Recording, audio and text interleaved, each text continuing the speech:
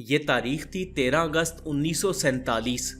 آج سے تقریباً 74 سال پہلے چاروں طرف گہما گہمی کا ماحول تھا۔ ایک طرف لوگوں کے اندر آزادی کو لے کر بے چینی بڑھتی جا رہی تھی، دوسری طرف برِ صغیر دو حصوں میں بٹنے والا تھا۔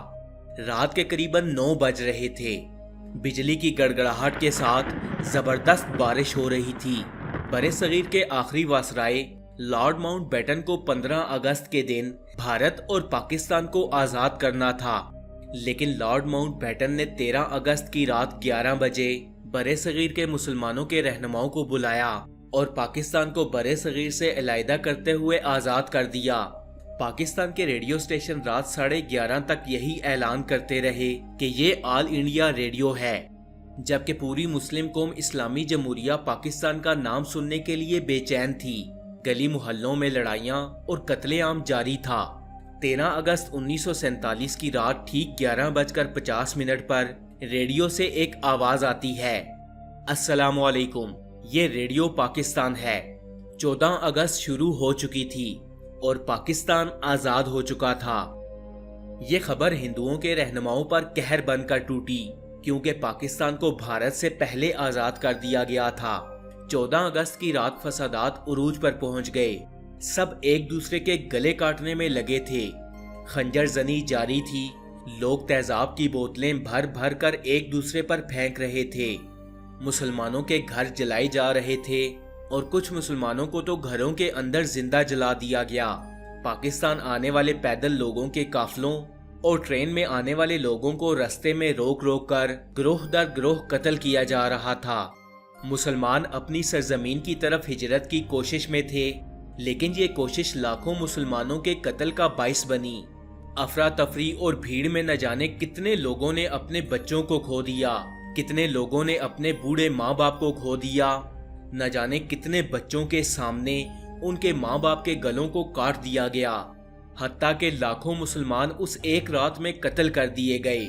14 اگست کی وہ ایک رات آزادی کے ان 74 سالوں پر بھاری ہے، جب مسلمان سوئے تو ایک غلام ملک میں تھے، لیکن اٹھے ایک آزاد ملک میں تھے، جب لاکھوں مسلمانوں نے اس ایک رات کے بدلے اپنی جانوں کے نذرانے پیش کیے، اور وہ ملک تھا اسلامی جمہوریہ پاکستان۔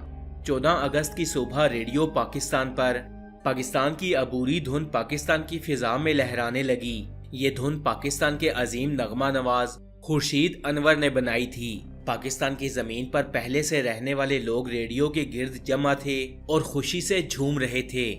وہیں دوسری طرف بھارت سے ہجرت کر کے آنے والے مسلمانوں کی ٹرینز لاہور کے ریلوے اسٹیشن پر جب آ کر رکتیں تو ٹرین کے ڈبے مسلمانوں کی لاشوں سے بھرے ہوئے ملتے، لیکن مسلمان اس کی خاطر اپنی قربانی ایسے دے رہے تھے جیسے عید کے موقع پر جانوروں کو قربان کیا جاتا ہے۔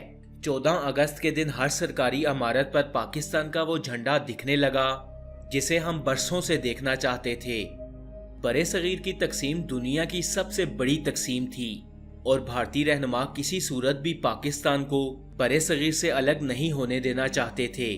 یہ چاہتے تھے کہ ہندوستان قائم رہے، یہاں ہندوؤں کی حکومت ہو اور یہاں کے کرتے دھرتے صرف ہندو ہوں۔ لیکن مسلمانوں کے رہنماؤں نے برٹش سرکار کو اتنا مجبور کر دیا تھا کہ ان کے پاس پاکستان کو آزاد کرنے کے سوا کوئی چارہ نہ بچا۔ حالانکہ برطانیہ ہندوستان کو آزاد کرنے کا پلان کئی سال پہلے بنا چکا تھا۔